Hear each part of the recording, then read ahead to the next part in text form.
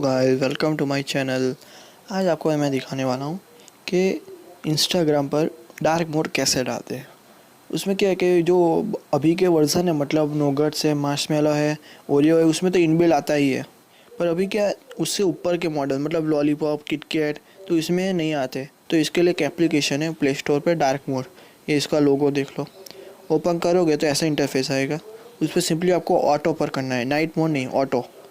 Auto करेंगे ना आप, पहले नाइट मोड करें, नाइट मोड, ठीक है।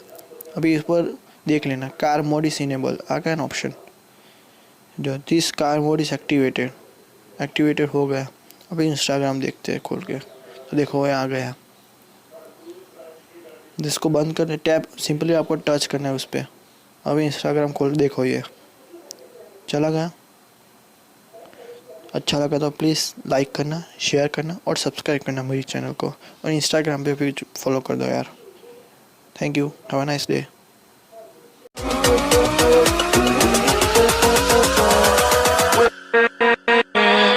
With